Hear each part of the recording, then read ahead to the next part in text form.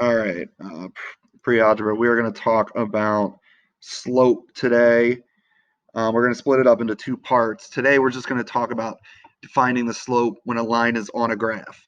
So the definition of slope is the steepness of a straight line. Slope measures how steep a line is.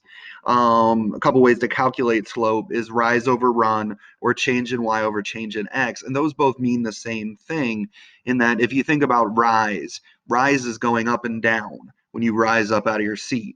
So rise is the same as change in y because we know the y-axis is the vertical axis.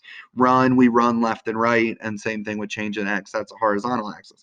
And that's how we calculate slope. Slope ends up often being a fraction where it has the change in y over the change in x. So when we calculate slope, one thing you need to remember is if you are going up on a coordinate plane or to the right on a coordinate plane, that is positive. If you're going down or left, that is negative. So we've got a line here on this coordinate plane, and you can see I got a point here and a point here on the line, and we're going to use those points to calculate the slope of the line. And what I'm doing is basically I'm going to go from one point to the other, and I can go up, down, left, right to get there. So for example, if I start at this bottom point, if I can go up, if I count that, I went up 7. I went up 1, 2, 3, 4, 5, 6, 7. And notice I put plus 7. The reason I put plus 7 is because it's positive. I went up. Up is positive, so positive 7. So now I'm up here. Now I need to get all the way over to this. I go over, I count that. I went over 11. I went right 11, so I put plus 11. So then to write my slope, remember that definition, change in y over change in x. What that means is the number that from going up and down will be on top of the fraction. The number from left and right is on the bottom. So if I write the slope, it's going to be 7 because I went up 7, and then over 11 because I went right 11.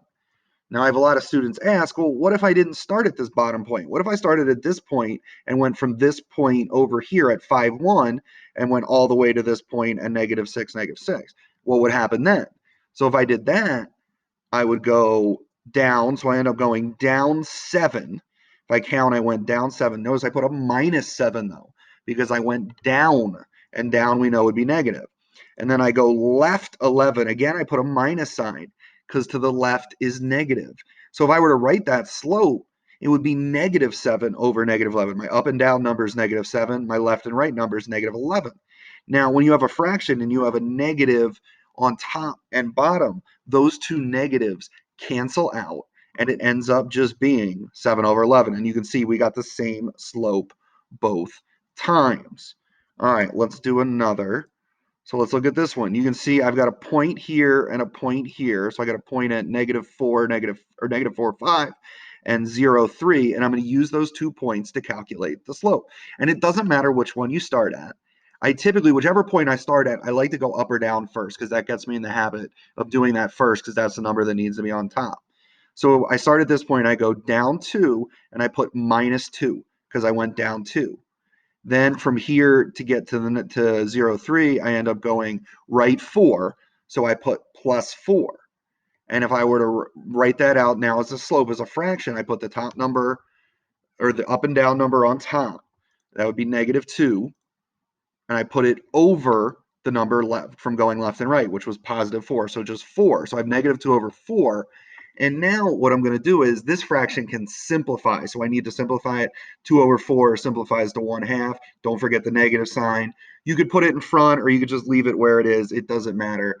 So we got -1/2 for that slope. All right, that's part 1.